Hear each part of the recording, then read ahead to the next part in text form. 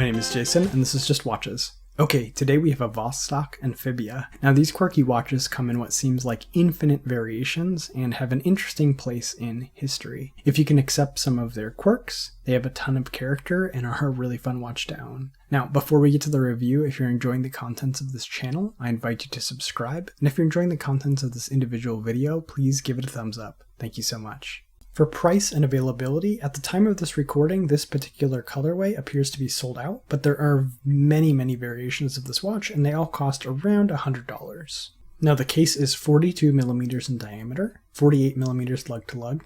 It's 15mm thick, however I would say a good 1.5mm of that is this domed acrylic crystal, and then the lug width is 20mm. On the stock bracelet it weighs in at 130 grams. Now the case is brushed on the top and sides and is quite simple with no chamfered edges. The lugs curve down gently. The case is comfortable and actually does not wear as thick as the dimensions might suggest. The stock mesh bracelet is actually quite nice. It starts at 20mm and does not taper. The mesh is comfortable and has a decent amount of articulation. The adjustable clasp takes a bit of getting used to, but once you get the hang of it, you can quickly and infinitely adjust the size of the bracelet, which is great. Overall, the clasp feels a bit cheap, but it functions just fine. The caseback is the first quirk of this watch. The caseback is actually held down with a locking ring, and then the caseback itself is driven into the seal inside the watch by that locking ring, so there's no shearing force on the seal itself. Also, as this watch goes deeper into the water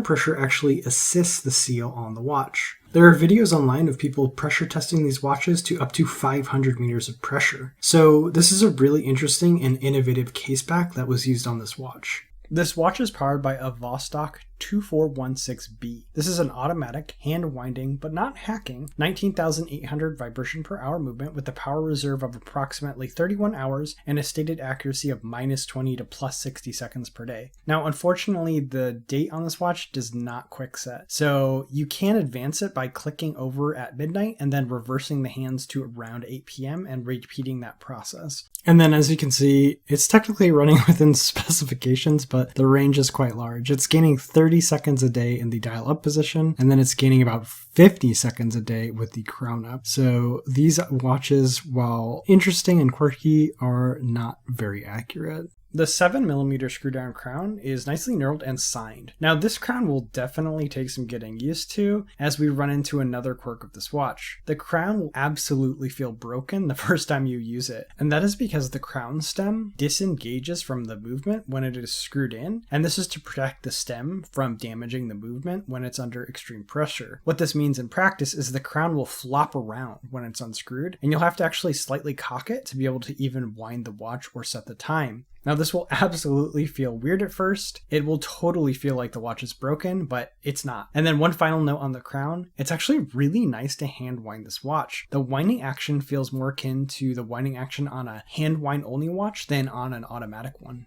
The crystal on this watch is a massively domed acrylic one. This gives the watch a great vintage feel. I'm honestly becoming more and more of a fan of acrylic crystals. While they're easy to scratch, they're just as easy to fix with polywatch, and they add a ton of charm and reflect a lot less light overall. Now, the bezel greets us with another quirk. It is a bi-directional friction bezel with not very much friction. Now, I've heard you can adjust the spring to increase the friction, but as it stands, the bezel is so loose on this watch that you can just easily knock it out of place, and it isn't a reliable way to track the passage of time. Now, I'm only borrowing this piece, but if it was mine, I would try to increase the resistance because in its current form, I find it quite useless. The matte black color is nice, however, and provides a great contrast against the yellow dial. The dial on this watch is a beautiful matte yellow. The edge of the dial has dashes for the minutes and applied indices for the hours. The applied indices are actually really nice at this price point. They have a high polished finish and facet towards the center of the dial, and that catches light nicely. And then there's Lume in the center of the indices, which help with legibility. Then we have Vostok at 12, a nice frame for the date at 3, and 3 lines of text at 6. Overall, this dial is very legible.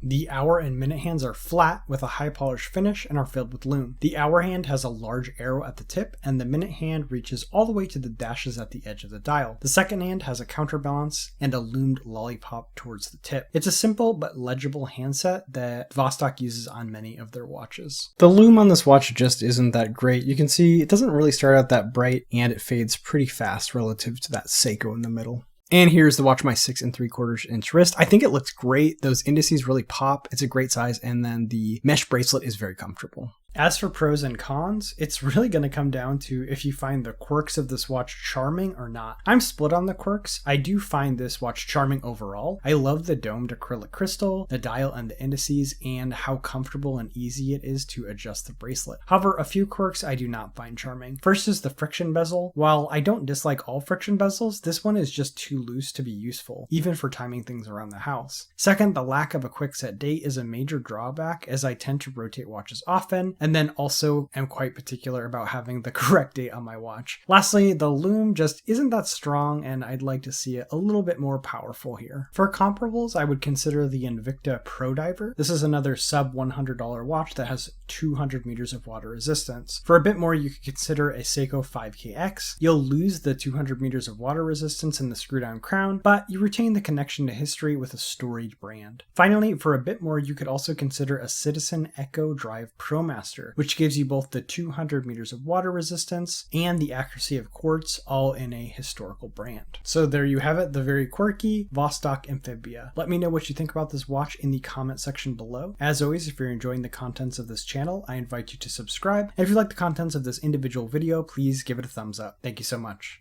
That's all for this time. My name is Jason, and you have been watching Just Watches.